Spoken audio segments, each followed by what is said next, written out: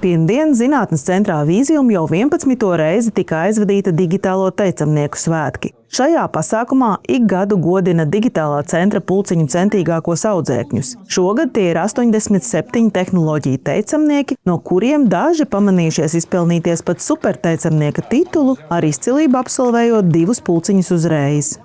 Aizvadītajā mācību gadā kopumā pulciņos darbojās ap 500 skolēnu. Piedāvājumā bija vairāk nekā 32 pulciņi, ko vadīja 19 zinoši pasniedzēji. Skolotāja Ilona Laure Rudīte vairākus gadus ievada tehnoloģiju pasaulē pašus mazākos ventspilniekus. Pamatā es ar mazajiem pirmklasniekiem strādāju, tā kā ievadu vispār tehnoloģiju virzienā un paralēli arī programmēšanu. Skolotājas Ilonas pulciņā bērni iegūst pamatprasmes tehnoloģiju lietošanā. Kādi ir pulciņu dalībnieki? Tādi aktīvi, zinātkāri, grib darboties, aktīvi darboties. Tā interese ir liela bērniem. Pirmklasnieki lielākoties ir man pušu grupas, tur reti iemaldās kāda meitene. Programmētājiem parādās, bet arī mazāk. Tomēr tās laikam vairāk tehnoloģijas puikas interesē vairāk. Guna Stepiņa, kura pulciņu darbu koordinē kopš to pirmsākumiem, īpaši priecājas par to, ka daudzi bērni un jaunieši pulciņus apmeklē gadu no gada. Protams, ka mūs šīs ilgadējās sadarbības ļoti priecē, un skolotāji pilnīgi reāli redz savus darba augļus. Un teiksim, tajā pašā programmēšanā mazulīti, kas mācās pirmos taustiņus spiest un vispār saprast, ko nozīmē programmēt. Skolotājs viens māca, tad nodot skolotājiem nākamajam, un tagad, ja mēs viņu izlaižam kā 12. klases absolventu. Jau 4 gadus centrs piedāvā attālinātās nodarbības, paplašinot robežas tālu aiz Kurzemes. Dalībnieki ir no visas Latvijas.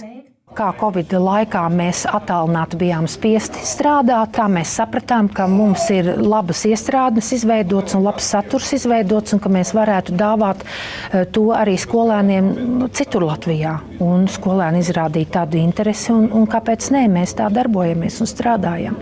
Ir arī Ventspils bērni, kuriem varbūt tā pārējā dienas ritma dēļ ir ērtāk strādāt attālināt, un arī viņi ir šajos attālinātajos pulciņos. Līdzās eksaktajām zinātnēm bērni labprāt izvēlas arī radošos virzienus. Piekklasniece Elizabete šogad kļuvusi par attālinātās audiovizuālās mākslas skolas teicamnieci. Šajā pulciņā es veidoju mūziku, visādus ritmus, melodijas. Es arī taisīju videoklipus mūzikai un ļoti daudz foršas citas lietas. Vai ir grūti izvēlēties pulciņu, ko apmeklēt? Ir tā pagrūti, jo ir tik daudz no kā izvēlēties, taču man liekas, es izvēlējos pareizo. Digitālais centrs nestāv uz vietas un pastāvīgi seko līdzi tam, ko pieprasa mūsdienu dzīve. Šodienas dzīve un šodienas aktualitātes piespiež mums domāt par droniem.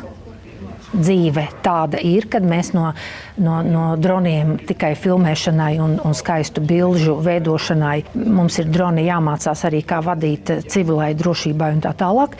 Noteikti nākamgad mēs stiprināsim šo pulciņu un noteikti daudz spēcīgāk un daudz jaudīgāk ar šo pulciņu iziesim. Pēc sezonas rezultātu izvērtēšanas digitālajā centrā plānos, kādus pulciņus bērniem un jauniešiem piedāvāt jaunajā mācību gadā. Pulciņu piedāvājumu izziņos augusta vidū, bet pieteikšanās sāksies augusta beigās. Pateicoties Ventspils pašvaldības finansējumam, pulciņu nodarbības ir pilnīgi bez maksas.